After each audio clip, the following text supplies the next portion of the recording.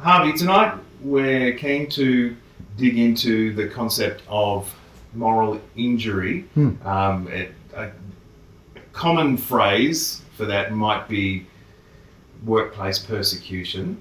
Maybe that's a wrong way of looking at it. Can you just give us a helicopter view of what moral injury is and how it relates to ordinary Joe? Right. Thanks, Phil. Moral injury is a phrase that's been coined by a primary researcher who unfortunately died some years back, but Harold Koenig. And he was noticing returning veterans from the Gulf War in 2010, 11, 12. They were coming back with similar symptoms, which are akin to post-traumatic stress. These were active military people, and they had really quite severe trauma symptoms of war. They would be beset by feelings that they had transgressed their moral stances, often religiously motivated, and all morals that you might hold actually have religious roots. And these had been compromised, and they had come back with feelings of shame and of guilt and of meaninglessness and remorse, which had led to significant pathology, a distraction of physical health, family relationships, social connections, and sometimes they would take their own lives. So its moral injury was investigated from the get-go from post-military personnel. People have now similarly expanded the definition to include people in their normal walks of life who are called upon to compromise their moral principles in the course of their daily work. I'm in the medical profession, and so we see quite a lot of it in the medical profession, and now we even have moral injury symptom scale for health professionals, and it's now become a major study for health professionals who suffer moral injury at the workplace. Okay, so given that people started coining it sort of after PTSD work and being maybe a root cause of PTSD, and I think most people are quite familiar with PTSD as a concept. They talk about it now, even emotional PTSD. It's people have sort of taken that and coined it and spread it rather thin as an idea. But obviously in the extreme cases, it has quite an effect on people. Where do you see its historical roots, apart from the research that was coming out after the Gulf War that you were talking about, the returned vets with their PTSD from the moral conflicts? Is there a longer or a deeper history that you can draw on or bring us into? Absolutely. I think that if we look back in history where individuals have had their consciences challenged right the way throughout history in religious and non-religious circumstances, where individuals have stuck by a conviction they have, but the consequences of standing by that conviction may ultimately end up in them suffering. And compromising their conviction means that they internalize their pain and they live with the guilt and shame of having denied something they believe to be true. If we go back to the martyrs, for example, there was a split in the early church where individuals cracked under pressure, denied their faith in Christ in the North Africa, for example, and then they were spared being thrown to the lions in the Colosseums and in the arenas in the Roman Empire. Those who had compromised and then wanted to be brought back into fellowship were stigmatized with the guilt of having betrayed the Lord. So there's moral injury resulted there, and I'll come back to the end of that when we talk about how do you get your way out of moral injury. Right the way throughout the history of the church, there are individuals who have sadly compromised and had to live with the consequences of the guilt. But with many of the recent incidences of moral injury, compromises in the field of medicine have been very, very clear. Abortion, euthanasia, transgender surgeries, and so on. These are moral positions held by a practitioner, often informed by a religious faith. And then when cultural circumstances change and challenge that faith, a cost has to be assessed, and individuals may in fact have to pay a very high price. If they compromise, they live with the guilt of having compromised their deepest moral convictions, and that produces pathology in itself. If you look at moral compromise, perhaps the most clear example of severe moral injury is Judas Iscariot. I was going to ask about that, because you were talking about it and talking about compromise. One of the clear examples that we're given is Judas, and obviously finishes in another crisis for him with his suicide. There was potentially other ones as well. I remember thinking of Paul and Barnabas, and they had their split, and was that. Well, that was fairly rectified, though. It was, but I don't mean on that. But wasn't it over someone else, not following through one of Barnabas's? Well, I think yes, I think there's a degree of a secondary discussion here in terms of we're not talking about them splitting over a primary gospel issue, more over a secondary issue. And it was actually over the issue of, can we trust a fairly junior person?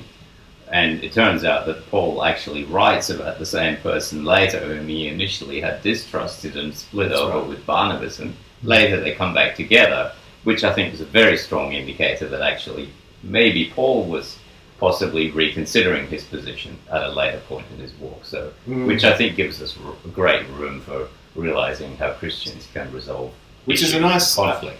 It's a nice A and B example biblically to look at the Judas version, which ended in, his suicide, and the Paul Barnabas example, which ended up in, by the sounds of it, more of a healing, more of a reconciliation going on. So looking at how that can happen inside the church.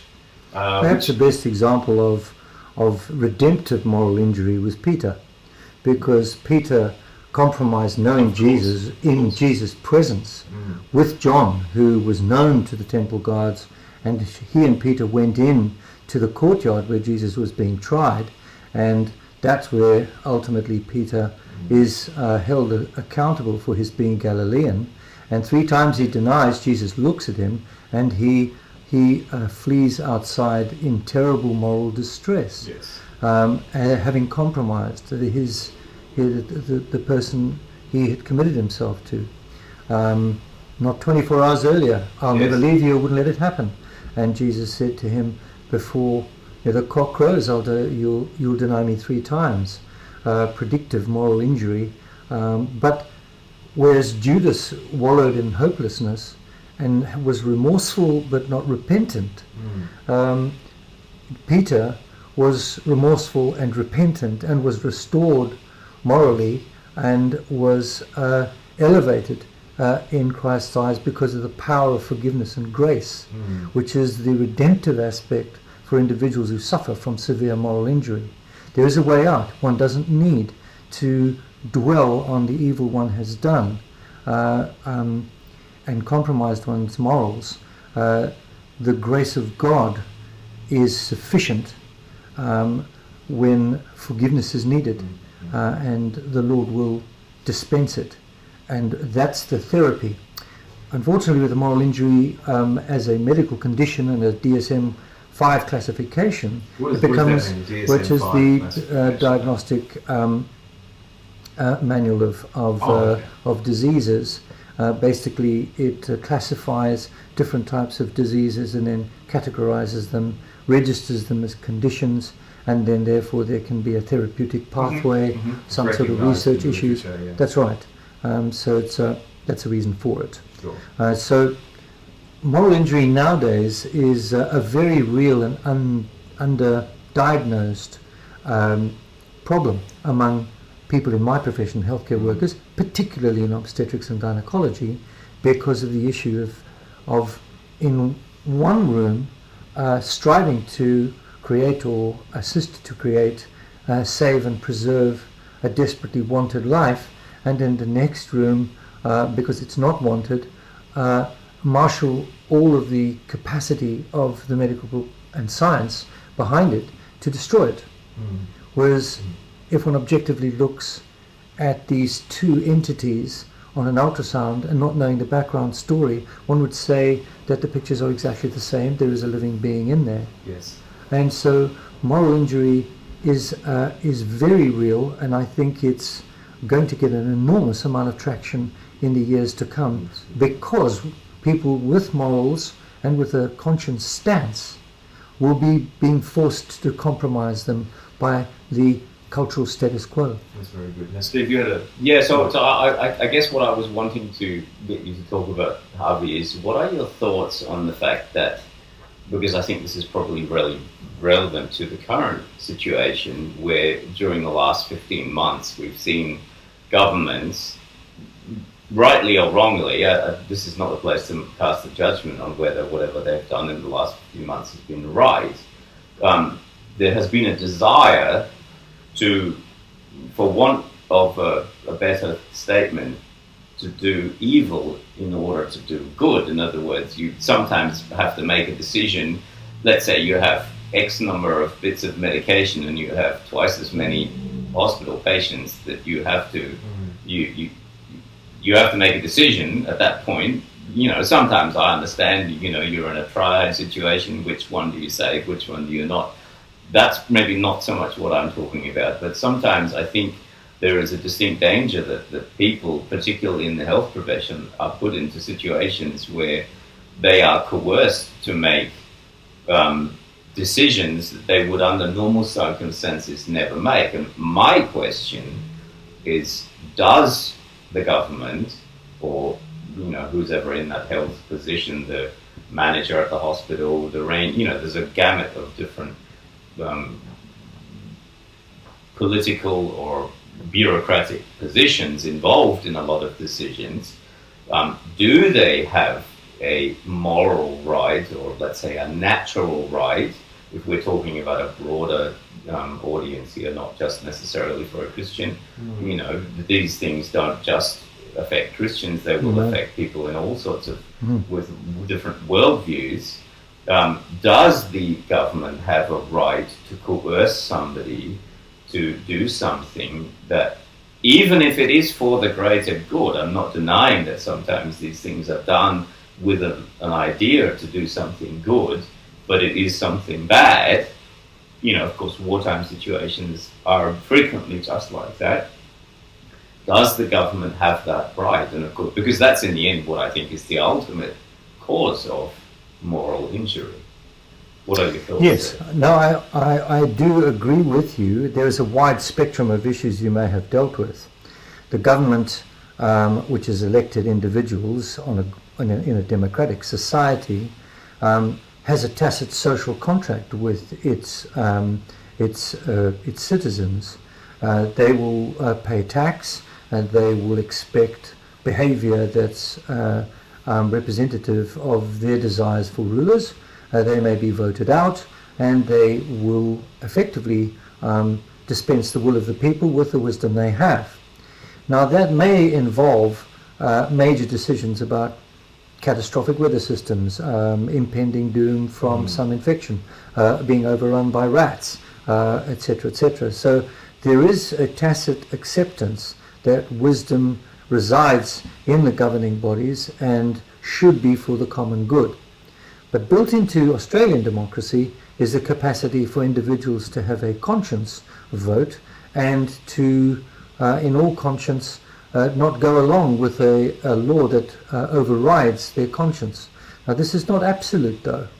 For example, if one claims one's moral stance is in favor of killing and is forced to compromise that in order to preserve someone's life, can they be said to have suffered moral injury? So it's hard to completely broadly apply the rule of you can object to anything on the grounds of conscience and it must be allowable. For example, the government does have the right to take of your resources in an emergency situation to help others. They do possess that right. You hand that right over to them when you elect them. Maybe You may not be aware of it, but that's emergency powers which you give them. In matters of running day-to-day medical decisions, for example, the registering body in Australia has given its practitioners the capacity to lodge a conscientious objection to performing various things. Most noticeable of which currently is to object to perform abortions. There is a limit to it. It's not absolute. You cannot decide, for example, if someone comes to you as an emergency and you want nothing to do with them. You have to at least let them know that somebody is that they must discuss it with somebody else. Yeah, and even that might be to some degree a compromise for the individual, but you can refer them to a number which they can call, and that number will put them through to somebody else, and that's putting the decision for going that route back into the patient's hands, and one may keep, as you will, a clean moral slate. So they do allow conscientious objection, but like a lot of laws, you may be free to jump off the building, but you're not free to avoid hitting the bottom. So the consequences of the laws that are in place may be quite draconian, and in themselves create the conflict of, will I pay the price if I exercise my conscience? And this type of compromise is constantly asked of people that draw a line in the sand and say, thus far, no further. Now, I'm interested, so can I for a second on that? Hold that thought, because I was wondering why you're talking about that in a medical situation, and that's where your profession is. You're located, you're a senior surgeon, you're also a teaching medico, so you are instructing your up-and-coming neophytes in surgery. Do you have these discussions with them, and what are the breadths and depths of the discussions you have, and what concerns, if any, do your students bring up around the idea of moral compromises in their profession? Yeah, they do come up with concerns of moral compromise, mostly because they all come from some moral position. Okay. It's in some way within yourself what defining rule or what defining line you put between right and wrong. Now, that may be theonomous, God dictated. He has given a law, that's the law, you obey it, and there are consequences if you don't. The second type is heteronymous, where you will have a group of people who will decide what's right and wrong for you, to some degree, either a ruling body, a regulating body, or a government. And we're all, to some degree, heteronymous in a way, because others have decided for us what's okay and what isn't. Then there's autonomous or autonomos, yourself being the ultimate law, and you alone decide for yourself what's right and wrong. Few people hold to that practically, but strangely enough, they invoke it when they want to push their particular moral position. We think it's okay for abortion, my choice, my body, you must do what I tell you to do. But often they would deny that to the individual who they expect to simply override their own moral objections and simply do what they're told to do. And this is where moral conflict and compromise and ultimately may result in moral injury for practitioners who have to buckle under the weight of a societal expected force to go with the flow.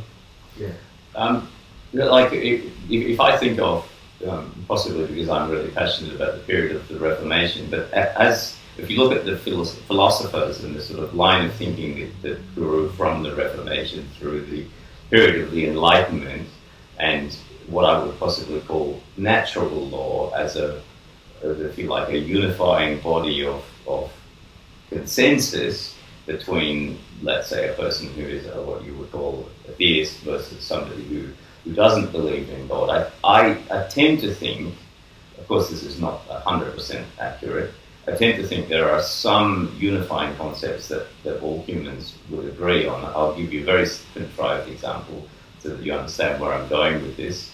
Is it? I think that we all have some very basic rights And if these are true, then the rights that we have or the rights that we do not have I can only delegate a right to somebody else that I already possess.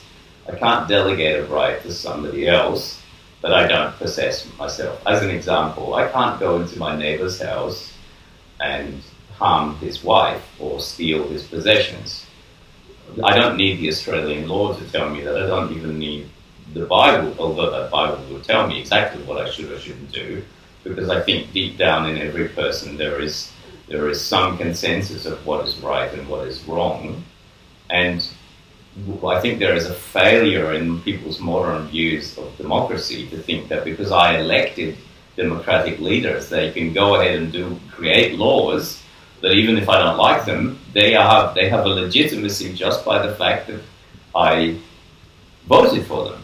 But I think that belies a fundamental misunderstanding of what law actually is, or what is legitimate behavior.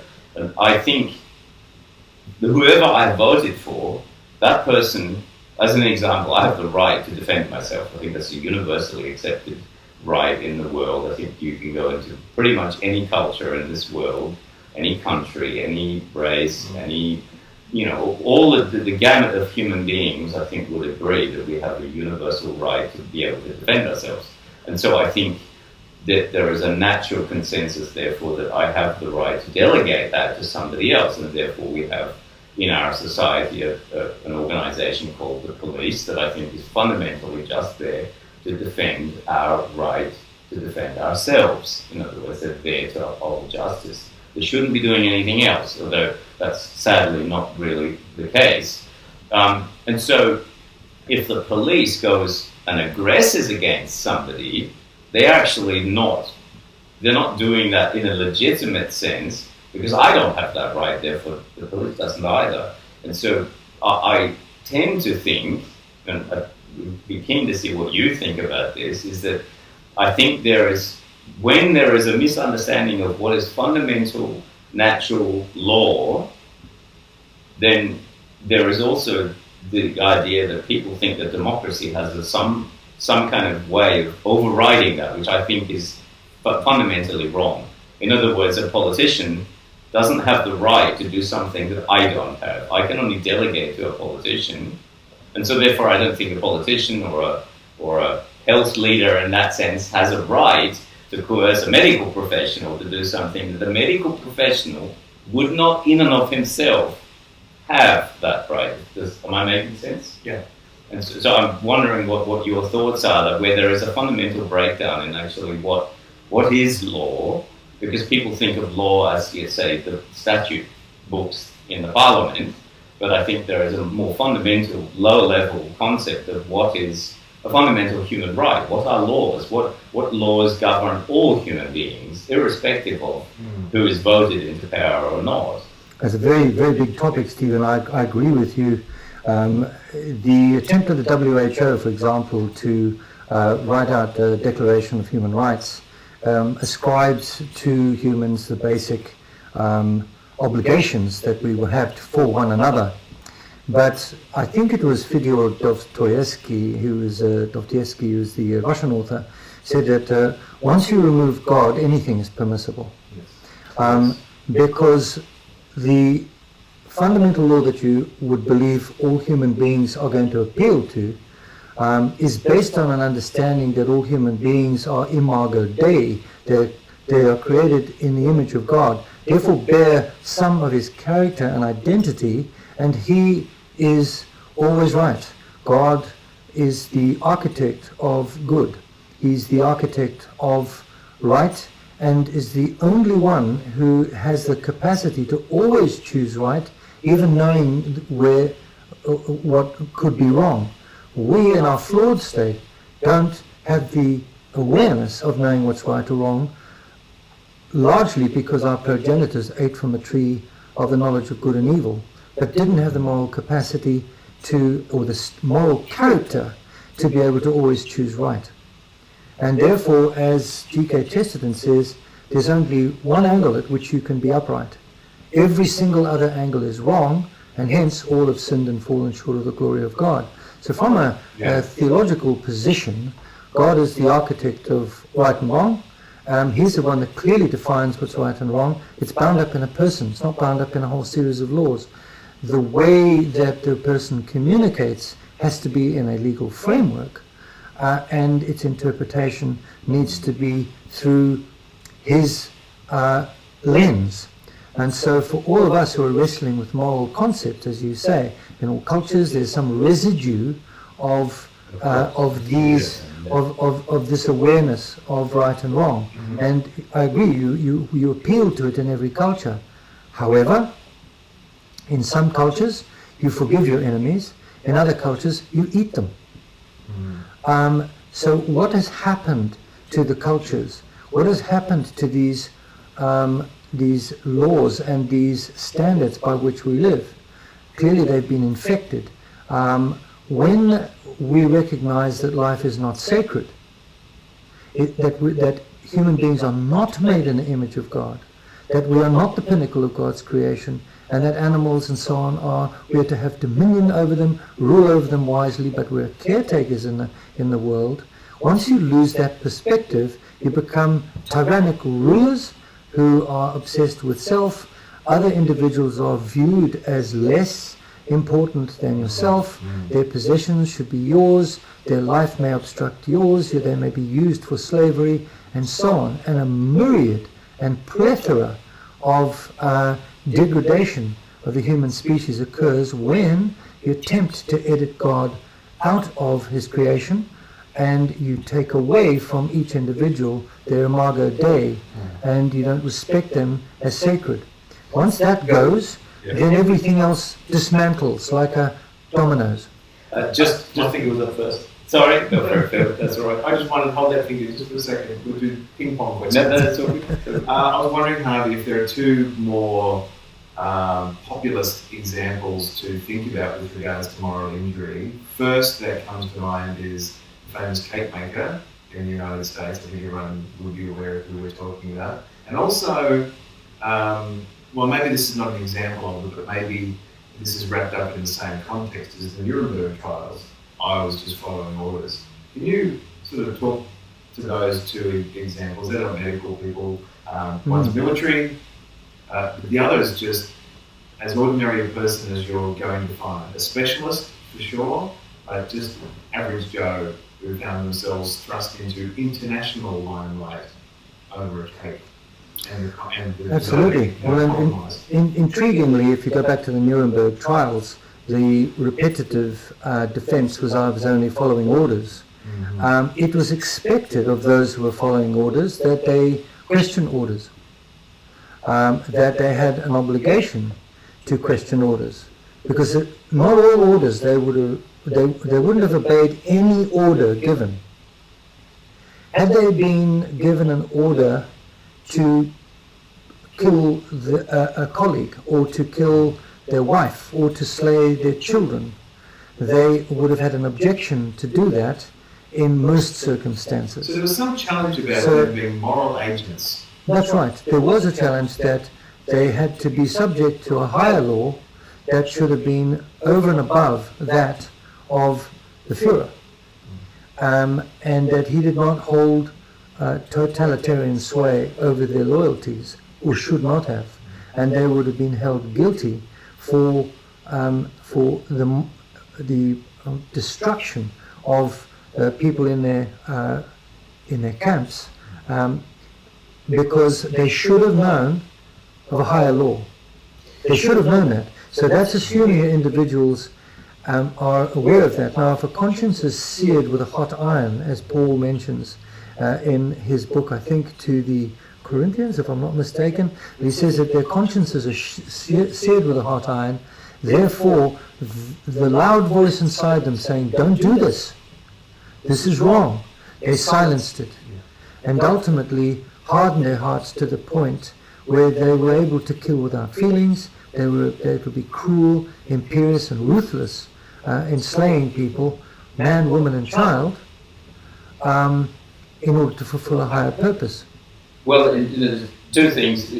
Very briefly, just to interject on the point earlier you mentioned about forgiving or eating. It's quite interesting that I read a book about an early missionary who went to a tribe in the Amazon jungle who at that stage was still cannibals. And of course she lived with this tribe. It was a very dangerous task. She lived with them many years in trying to learn their language and eventually come to a point where she could share her faith with them. And even those who, as you say, did eat their enemies, it was an act of, at least the initial idea behind it was an act of self-defense. It wasn't a self-preservation. In other words, they didn't eat each other. They didn't eat the people from their own camp. And so there was a line they wouldn't cross. There is still a line and so I think that and of course the point that I was trying to make earlier about that all human beings have some kind of natural law. Of course, as a Christian, I understand where that comes from. Yes. But I guess what I was trying to say is that as people who are not Christians still know that, even if they won't necessarily agree to attribute it to the fact that they've been created by God, I think there's a fairly universal acceptance of that. And it's interesting that you raised the issue with the period in the Third Reich. I think it's important to understand, because some of these people were actually people with, let's say, at least Christian convictions, who would have a meal with their family and their kids at the dinner table, and then would have to go after work to kill Jews. And the reason was not so much that they weren't. It's not that they were killing humans in their eyes. Of course, Jewish people are humans, but the point is that the system had convinced them that these people were not human. They had been so dehumanized that these people were, in their eyes, a danger to. They were spreaders of disease. They were spreaders of sickness. They were dirty. There was a whole range of different lies that had been propagandized into these people's belief system over a long period of time. And I think this would be interesting for what the psychologists would call as learned helplessness. That's right. The sacredness of life was dislodged from their conscience. So once you do not view your fellow human being as imago Dei, in the image of God, and therefore has all the rights of being human that you have. All the rights of being human that you have. Flawed as they may be, sinful as they may be, they are of infinite value, that Christ died for them, and that they are possibly redeemable, and that their lives may be of value to God. Absolutely. And that they're made in His image, reflect His character in some way, and therefore are worthy of Christ laying down His life for the least of them, while we were yet sinners. That alone, according to Luke Perry, who's an atheist philosopher, who has said that the concept of the individual being valuable and being unique and being protectable comes purely from the Judeo-Christian position. No other worldview views the human being as valuable in that way. That comes from Christianity. This is from an atheist. Mm-hmm. So everybody that's transgressed morally recognizes that they transgress. You're talking about moral injury that's committed by a person or about a person. When you talk about morality, you don't take a lion to court for chasing a small buffalo. Yeah. You regard that as being a natural part of the nature. Instinct of them. But for us, we hold ourselves and others to a higher standard. Yes. And so to get back to the moral injury related issue with Jack Phillips, for example, here's a man who has moral convictions and wishes to live by them. He has a skill. He makes cakes. He wishes to reserve the messages he writes and the art that he makes to live in accordance with his conscience. The society he's with won't let him because they feel offended by him making taking a moral stand. They are not comfortable with letting him be on his own, and he makes cakes for a lot of people, but he refuses to make certain cakes for certain events. Certain cakes for certain events. He is being asked specifically to write a message which clashes with his conscience and his convictions. This is unprecedented. Nobody would demand, for example, that a Muslim butcher makes pork cutlets for catering for a wedding. You will do it. He compromises his beliefs. He'll say, I can't take it. And you take him to court. He would appeal to his convictions, religious convictions, and it would be preposterous to force him to handle pork. But this is essentially what is happening in the realm of someone like Jack Phillips, Yes. or Baroness Stelzer. Isn't the fundamental issue, though, here, I understand the example that you've given, and I think the driver is different in the sense that the reason why the let's say the non-heterosexual community wants to enforce the idea that he cannot do what he wants to do is because in their worldview, the heterosexual or the non-heterosexual, that's equal. There is no difference in a sense of valuing, saying this position equals that position, and they are perfectly in their own right to hold that position.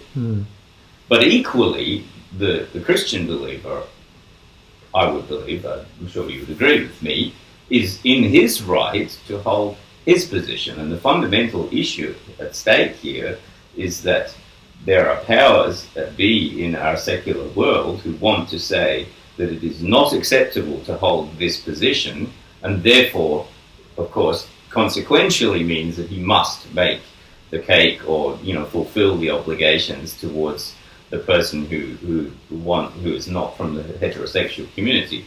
And so the issue here is, of course, you could argue it from an economic position. A business owner should be able to do whatever he likes. If you don't like what this business does, go to the next business down the road. If you don't like Pepsi-Cola, then go to drink Coca-Cola. But, of course, neither of those two require a worldview change to say, I'm going to drink Coca-Cola versus Pepsi or Pepsi versus Coke. Makes no difference to me in terms of my worldview. It's a matter of personal taste. And, of course, we would say, well, the decision between being heterosexual or not is not a matter of personal taste. They do. And so, this is the fundamental crux of the matter. And I would say that if you're thinking of a very universal law, to bring this to some community in the sense of saying, well, how can we look at this from a perspective of putting our Christian worldview aside for a moment? We understand what the Bible has to say about sexuality, but let's just look at it from, let's say, the perspective of non-aggression principle. I would say that there is an element of an act of aggression towards somebody to say, you must make me this cake because that's what your business does, and I'm going to do you harm. Effectively, even if it's not physical harm, by taking you to court, I'm doing you harm in order to send you a message that I want you to accept my position, which is really what's at stake here. And I would fundamentally say that is actually an act of aggression, and the state would be in an obligation, I think, here to defend the right of the person not to make that cake, irrespective of whether I or you or any of us believe it's right or wrong. It is, in essence, I think, an act of aggression that the state actually has an obligation, and it comes down to the fact that people don't understand what tolerance is and what acts of aggression actually are. Well, you are right. The government bears the sword and will enact acts of aggression on its citizens who do not obey its laws, like paying tax. You may have an objection to paying tax, where your taxpayer dollars go to fight wars in a foreign country you don't agree with. You may have objections to the government using your taxpayers' money, not on your behalf, but to fund abortions, or to fund abortions in other countries, or to fund illegal activities of things that you feel morally outraged by. Government making contracts with people to dig coal out of the Adani mine. You may have an objection to that. But the government will overrule your objection and say, you live in this place, we're elected representatives, we will take your tax, this is the structure we've set up, and we will use it as we see fit, not as you see fit. And in Canada, there are certain groups of people who will object, for example, to their money going to the military because they're pacifists. As long as there's not too many of them, the government will probably tolerate that. But most governments will say, no, we have to override your consciences on these things. If you want to be complete pacifists and you want to live by strict conscience, then you're going to have to be like the Amish, where you will prescribe very clearly what the boundaries of your life will be, and if life is intolerable, you're going to have to go and live in a hermitage, or you're going to go to prison, where everything's controlled for you. So this concept of establishing moral boundaries for you in a free and democratic society has limits. There's no absolute free and democratic society. And one would then ask, well, you're in relatively free society. If you go to North Korea, you'll realize just how little freedom you have and how coercion really works. This is quite topical today, the 100th anniversary of the Chinese Communist Party, where if you thought the wrong thoughts, you spoke the wrong words, you had the wrong education, or you had the wrong arts, then you were persecuted by Mao Zedong. He used to have brigades of youth who would go out there and randomly pick up individuals whom they thought had transgressed the four big wrongs, and they could be rounded up and dispatched, because once again the communist doctrine that Mao adopted was to dehumanize the individuals. They are not made in the image of God. Christianity and all religion had to be expunged. The party became God. The state is the most important thing. The citizens exist to serve the state. The citizens are expendable. The state will rule. And they will make the rules, and they will have the army to enforce them. And they will execute and purge and punish individuals who don't come to the party. So you're looking at communist China as a coerced group of people. As long as you toe the party line and you think the same way they think, and you do not even consider questioning them, the higher up you go, the more scrutiny there will be in the minor things that you may think. So I'm high up in an institution. If I express certain statements or opinions, I may be swiftly demoted or knocked out, because how much conscience play do I have? What moral injury am I prepared to suffer in order to stick by my convictions? And so this boils down to individuals in academia, people in parliament, people on the street, and people like yourselves, all the way along, where you're going to be given rules to live by. And these, if they clash with your conscience, you're going to have to make decisions about whether you go with them or you disobey them. In Nazi Germany, for example, could one look back now and say those that attempted to assassinate Hitler were doing illegal activities? Well, in the structure of the law that was given by the Third Reich, yes. But in a grander scheme, in a higher law that was outside and higher than the Third Reich, they may have been obedient to a higher law.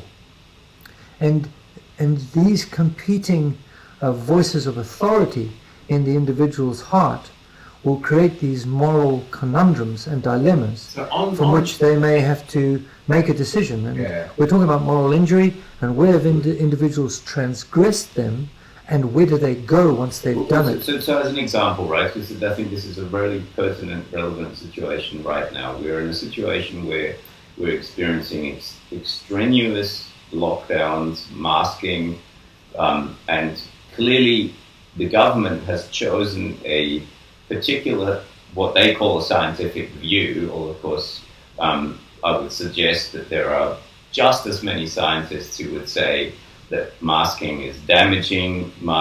There is no evidence in science to suggest that masking prevents the spread of the disease, and in fact it actually has more. There are more negatives than positives and so to me, I think there is good evidence to suggest that ordering somebody to wear a mask who already morally knows this is wrong, that you are actually morally injuring somebody every time you do this, and you're causing division. There's a whole range of different things that this is causing, and I think there is sufficient evidence, certainly from my personal conscience, to say that it is a time to say that the legal mandate the government has overstepped its mandate, that it is actually harmful to suggest that somebody should obey a law that has no scientific bearing, that is immoral. And I think if people are within their rights to say, no, the trouble is, of course, that if this has consequences, and can you live with the consequences of saying no? And I'm very well aware that there are people who more easily, that we're a different breed of humans in the sense of some can say no much more easily than others. But I think that even the people who find it very difficult to say no are possibly even the ones who are being harmed more, because they're carrying that guilt and that burden with them every time they are forced to put that mask on, even though they feel it's wrong. They don't know how, or they don't, not having the courage, a bit like the example you gave from Peter earlier, saying he didn't have the courage to say, I know Jesus, when he was questioned around the fire. And so, I think we're actually in a situation where we're creating mass-scale moral injury, which I think will have negative consequences long-term of a wide variety. It's very much the hot topic, as you say. We see new mandates coming out every week, and they've flip-flopped from being terrified to being reassuring to being terrifying, keeping the entire population on tenterhooks, worrying about the next concern, the next plague, the next threat. And we've got shutdowns and lockdowns, as if stopping the machinery of life is suddenly going to stop people being in one another's presence and spreading a virus. So lockdowns have a particular kind of flavor of science, but they don't brook any dissension. They don't openly allow individuals to challenge the validity of lockdowns and their efficacy, because they do not want to create confusion in the minds of the entire population. So they'd rather throw all their eggs into one basket and say, this is the narrative, don't touch it, don't question it, because it's easier to tell everybody the same story. We're all singing from the same song sheet. Now what if it's wrong? This is the problem. Well, this is the difficulty, because if it's proved eventually that it's wrong, then you have done a grave disservice, because the population now doesn't trust the mouthpiece that told you for months that it was right. And therefore the next pronouncement is in jeopardy. So in order to believe the party line, they have to have a degree of totalitarianism, and you can hear the alarm bells among independent journalists saying, this is totalitarian, Chairman Dan, Victoria Stan, etc., etc., where there is a particular type of politic that is lurching towards totalitarianism, communism. We know what's right, you don't know what's right, we make the rules, we have the power to enforce them, and rule after rule after rule will come, and we expect obedience, mute obedience, and that's how we'll all live in peace and safety. So you can see that this is where it's sliding towards, and we don't even need examples from history to tell us where this is heading. Yeah. On the other hand, if everyone does what they want and all follows their own rules, do we have a uniform narrative from a government whose mandate is to protect the population at large, who runs the risk of being sued by members of the population who believe their rights have been trampled on. This could have been avoided. You could have made a law to stop my granny getting sick in the nursing home. You didn't. We're taking you to court because you've neglected your obligations. So what does a government do? Well, how does it protect the individual, and how does it protect people at large? I'm to some degree playing the devil's advocate, because one respects the right of the individual to have some degree of autonomy, but if they are Typhoid Mary, no, they don't. Yeah. Because if they are Typhoid Mary, they cannot take a job washing dishes at a nursing home, because they will spread it and they will make people sick. So there, sorry, your freedoms are lost.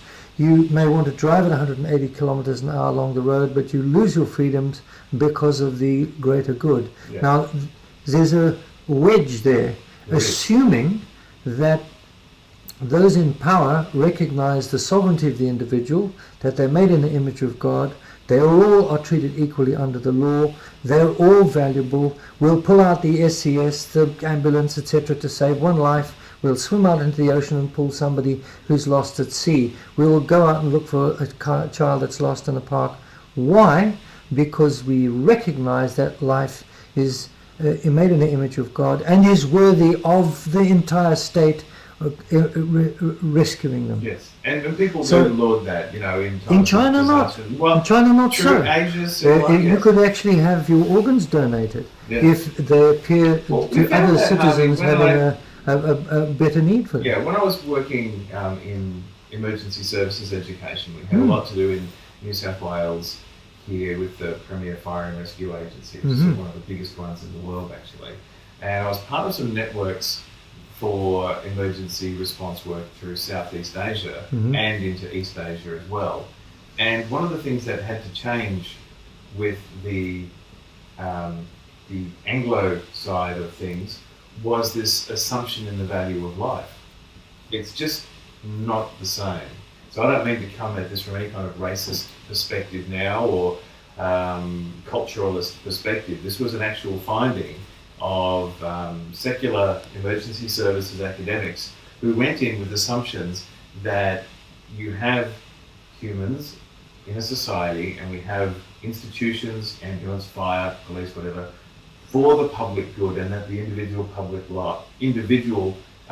life is valuable and worth saving. Yes, there are doctrines around the priorities and how emergency services go about triage and saving, and what do you go through first. But it's fundamentally equality. But and it wasn't the case when they went to India, Bangladesh, Thailand, Nepal, places like that, where they have a different informed worldview because of typically their religion that informs their worldview. And I want to use that to platform into where I'd like this discussion to go now, which is squarely into the church. We've talked about examples, we've talked about medicine, we've talked about military, we've talked about business and cake makers, we've talked about generic, broad international and Australian politics with regards to COVID responses of governments, and whether that's on or off base, whether it's adequate and proportional or whether it's overreach, and how is the individual's rights within those decisions either upheld or trampled on. That's sort of an across the board thing. The church is in the world, yet not of the world. A lot of what has been driven into politics recently, some of it may be scientific, some of it may be activism. Some of it may be wholly unscientific. Completely unscientific, which is kind of where I went with the activism there. But activism and maybe political, just purely political to gain power. Now we have challenges in church. We're really wanting to land this in the area of the Christian and their potential for moral injury in their workplace, but also in their church. Where do you see, for believers, the potential for moral injury even within the church? Right. Well, for followers of Jesus in Australian secular society, they may find that living out with verbal and open expression of the language they use about their faith, they may utter phrases like praise God or thank you Jesus. They may bristle at other people who would blaspheme, that would wound them because they hear it joked and talked about. They may be encouraged to participate in conversation or overhear gossip and so on, that they feel, well, should I say something? Should I not say something? I didn't say anything. I'm wounded because I should have said something and I didn't say something, etc. So this is how members of the church living in the secular society may be encountering these moral dilemmas. Within the church itself, there would be individuals with convictions of one particular theological bent versus another. Sure. Their understanding may be that, for example, they're millennialists or premillennialists and so on. They have an understanding of that when they're presented with a way, with a biblical truth that seems to contradict their assumptions. They may have to let go of a dearly held belief and embrace one that is more biblically sound. But in the end, you're all appealing to a moral a lawgiver and a moral authority, and all individuals in the church should be under moral authority. Under shepherds and people who are in positions of authority in the church are servants, and that's not the way of the world, who impose their moral authority on those beneath them. That's what Jesus says. You must serve. I came to serve, and that's what you must do as well. Now, serving individuals who have moral dilemmas are to be able to present them with the truth in gentleness and respect, biblically backed, and it underscoring the dignity of individuals made in the image of God. This is the basis behind which we will deal with each other. If we merely view one another as individuals made in the image of God, redeemed if they are redeemed, flawed, and sinners if they are not, but nonetheless made in the image of God. Therefore they retain their value, and therefore they retain their respect. Not because we think they deserve it, it's because God thinks they deserve it, and God's made them in His image, and we are under His government primarily, not under the shifting sands of secular law and moral cultural atmospheres. So we're not tossed this way and that way by the winds of moral change. But if we have an appeal to the lawgiver, then that should establish our base for addressing these moral dilemmas within the church, being Christians in society, in whatever area we're working with, and major moves of the Spirit of God and revivals throughout the ages have been because individuals were moved by the Spirit of God to speak out often against the morality of the day and laws of the day that were unjust, and because they had a higher law to compare them with. And our brothers and sisters in China, in an exploding church that follows Jesus passionately, runs headlong into the CCP, yes, and is under persecution because of it. But there they are suffering moral injury, but they think it's worth it. And we are in Australia with the same kind of, we're getting closer and closer to that. It's a bit of a frog in the water thing, because we see these things piecemeal being dismantled. It is. It seems to me that moral injury is a category, and there may be a Venn diagram that overlaps with the category of what you would call classic persecution. You know, the moral injury is the coercion to do something against your conscience. And if you look at Fox's Book of Martyrs, they were the people who decided not to suffer moral injury, not fearing, not compromise. Not compromise. Not fearing those who can kill the body, but fearing him who could not only kill your body, but send you to hell. But as an example, I think of, and I know that people in churches have had different views on should the church obey a lockdown order or not, and with regards to worship services. With regards to should they hold worship services, and because clearly the Bible on the one hand tells us that we should obey the government, which I think most Christians would agree in principle that that is the right thing to do. And at the same time, the Bible also commands us to, as in particularly commands pastors and as shepherds to shepherd their flock, and it tells Christians to not forsake the assembling of each other. So you've got to weigh up the situation. At what point do you say that the command to continue worshipping together in community, it outweighs the command to, and I think here is where the government, I think, of course, if we're talking about a pandemic in the situation of, let's say we had an outbreak of smallpox, and the strike rate of smallpox, I'm not an expert in smallpox, but I think it's something, depending on what time period you were in, at times it was almost 90%. Like you had a very, very small chance of survival, so it would make perfect sense. I think that there would be very little argument from the population to say it's a smart thing not to meet together, because that's just silly in that situation.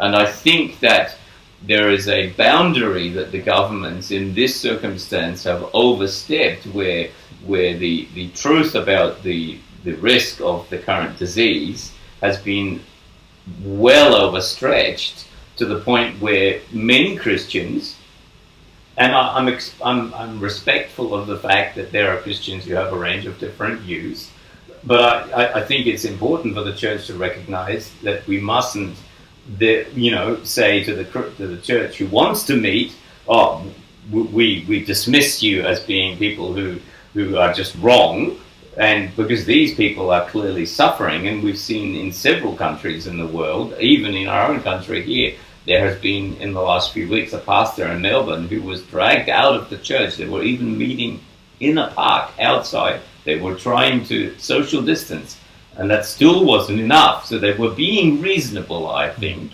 and yet the pastor was dragged off to jail. And in fact, the pastor wasn't only dragged off to jail, he was put into a maximum security jail, like with murderers and a range of different criminals that are completely disproportionate to the situation that they were dealing with. And in fact, the police in Victoria decided he wasn't even allowed to have a Bible, because they thought that this was a dangerous text for him to have, because it was causing him to have dangerous views. And clearly the injury here is being ramped up, and I think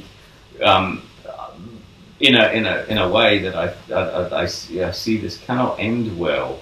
And this is the coercion to be obedient flies in the face of Christian convictions.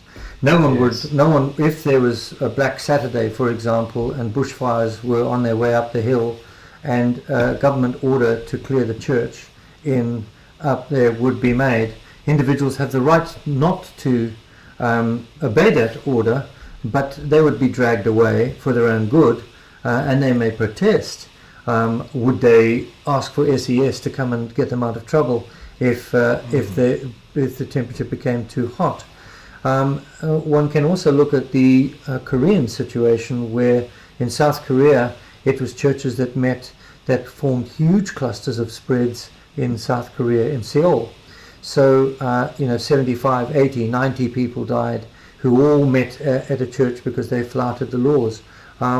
The Indonesian outbreak initially was largely because of Muslim worshippers who attended a big festival, and somehow had something like 16,000 people attended it, and they had a huge event occurred which spread from there and was responsible for a large number of deaths from individuals who got COVID. So what does the government do in that circumstance? Of course, they've got to try to be wise and prevent it from happening. Can they enforce individuals to obey the law? And there's the difficulty.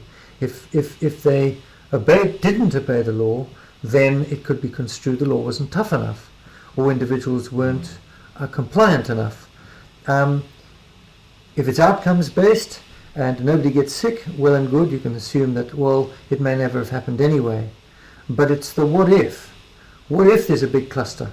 What if there's a big Ruby Princess where people are allowed, and I'm sure it'll be okay, and suddenly you've got deaths that result from. Yeah, and I'll just explain it's a that a little bit. Sorry, for mm. those over in the States, the Ruby Princess is a cruise liner that landed in and operated out of Sydney Harbour, and it was attributed to the a very large and significant cluster that seemed to kick off in the first wave of COVID back in March last year, and also had a significant number of deaths associated with that as well. So they were allowed off the ship, went partying in Sydney, spread the virus, and it got into all sorts of places, and we had a lot of deaths related to that. So one might now forensically look back and say, okay, you've got a responsibility as a government to make laws. What law are you going to make? What are you going to say? And it's a headache to try and restrict, because all laws ultimately will restrict someone's freedom. There's not going to be a law that said you will go out and exercise and you will go out and have food. They generally will be don't do this or don't do that, or you must do such and such.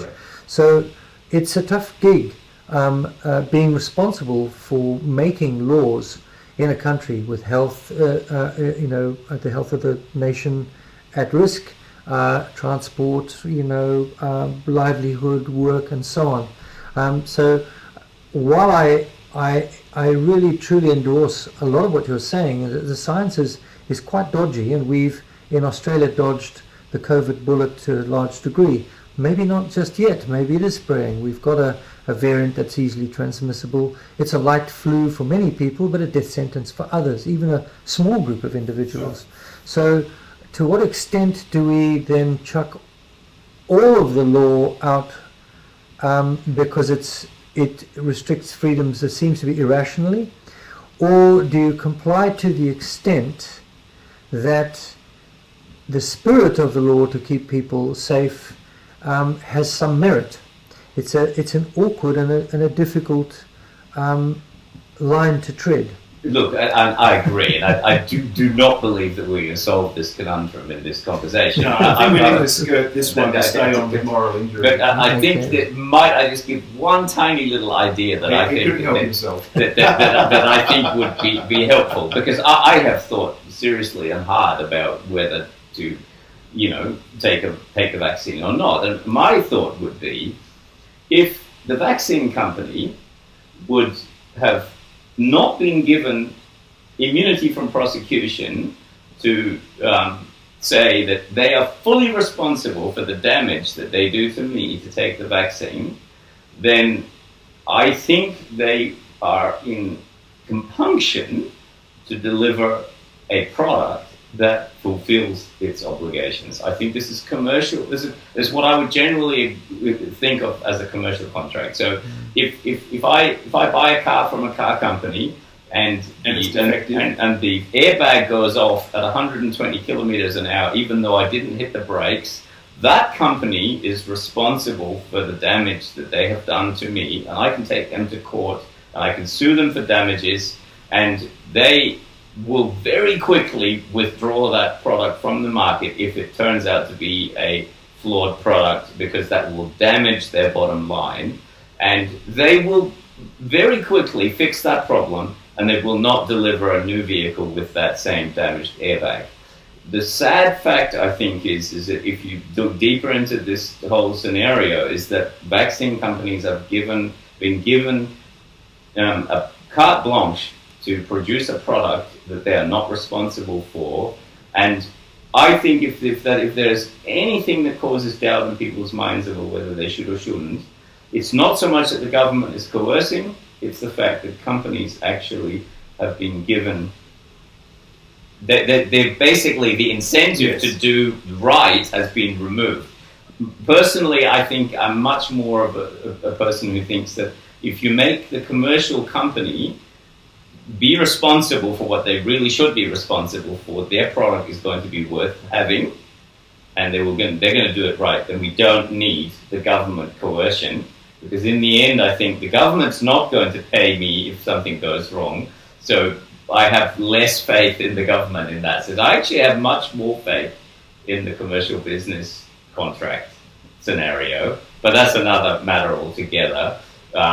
I think that this is a failure of the wrong kind, and I think that this is something that I think we will have to come to address, but we're going to go off track. I think so, and I just want to facilitate this a little bit. Put my de Bono blue hat on. Good on you, Phill. Because that's a whole other topic in itself. Oh, of course it is. And I think we want to do that justice maybe next week or the week after, when you're back from camping and you're back from wherever you're off to soon, and I'm stuck here in the town of the big. Well, you've just had a holiday. I did in the sun. It was beautiful. For those you wouldn't have been able to go now. No, I wouldn't. But for those in the northern hemisphere in Australia, when it's winter, we go north. We don't go south to Florida and Miami. We go to North Queensland.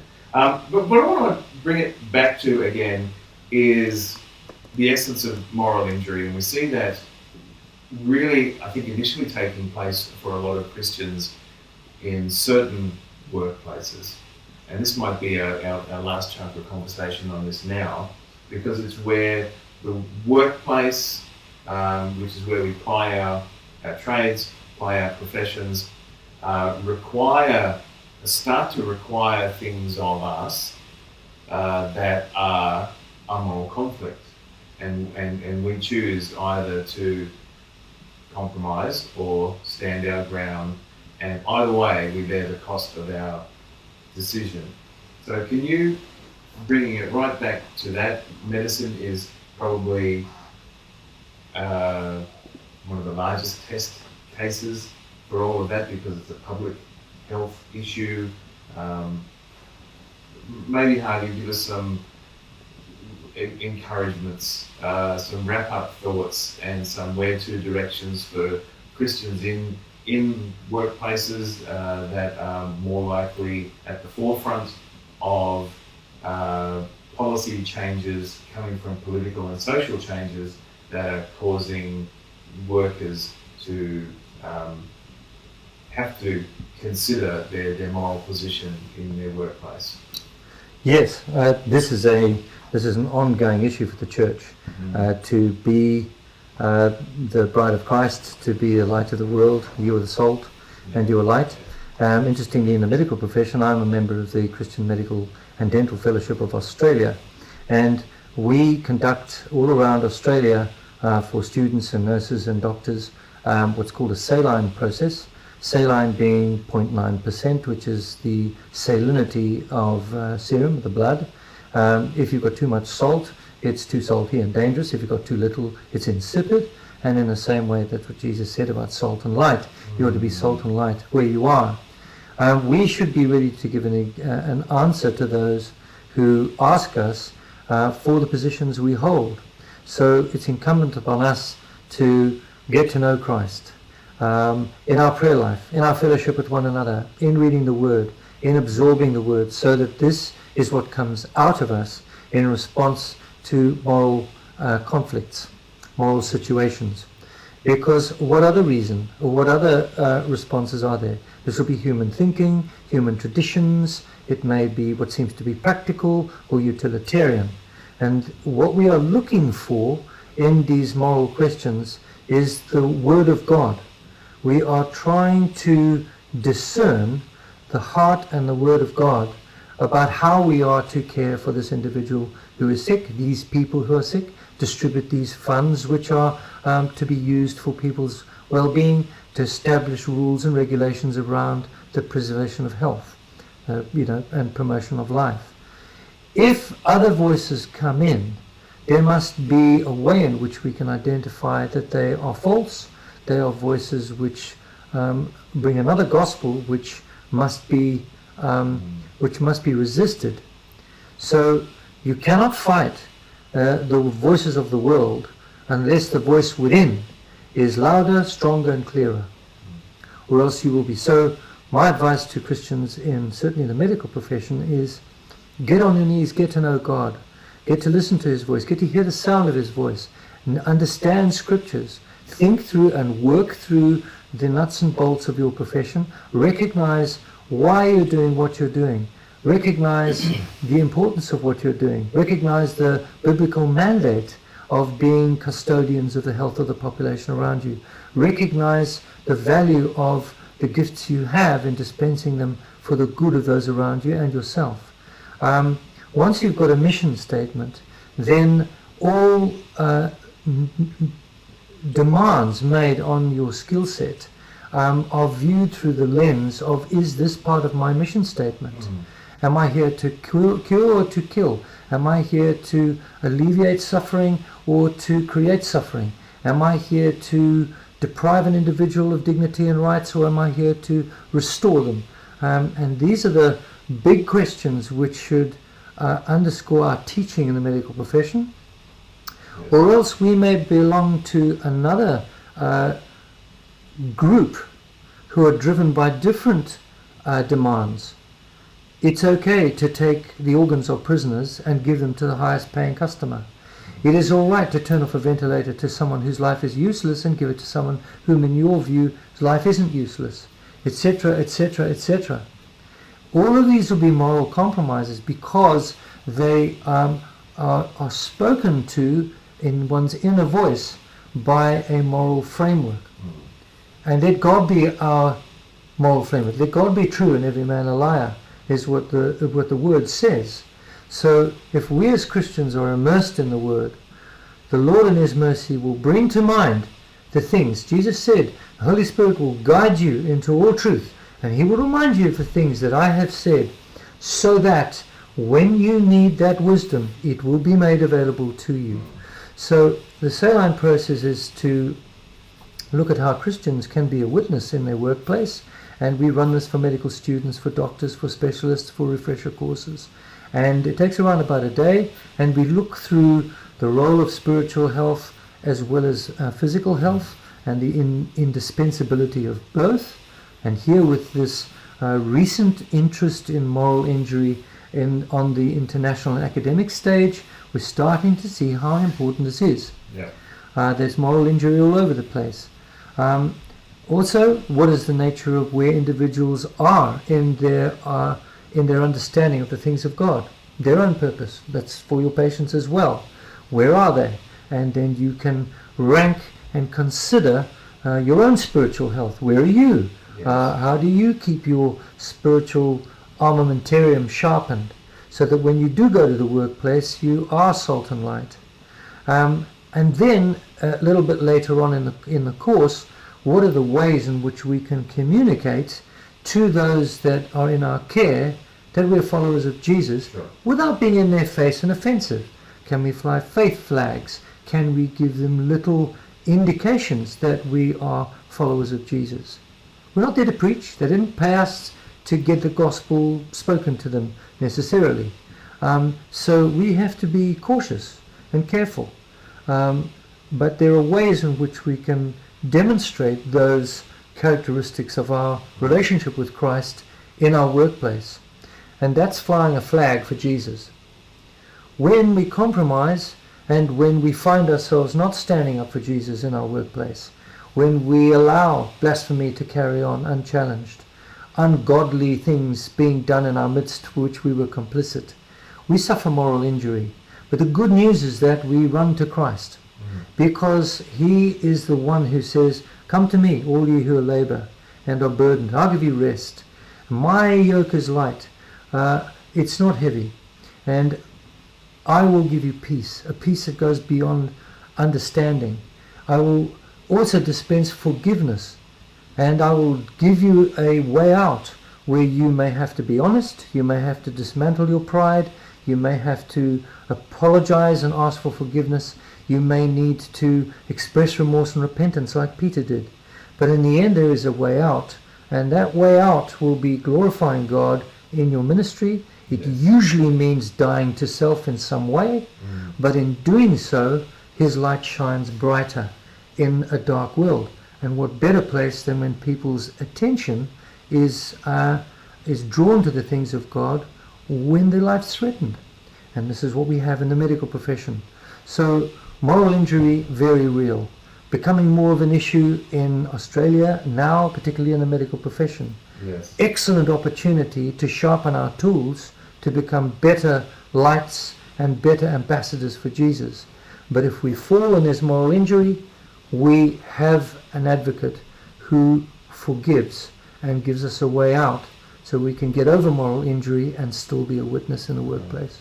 Thanks, Harvey. That was really enjoyable to have that chat with you about that, and look forward to another chat on another topic later on. Thanks, Steve. There was some really good input there as well, just giving us some of the more... Sorry for pushing some points up. My pleasure. Not a How are we problem. going to edit this? No, I'll be editing it tonight. Excellent. It actually reminds me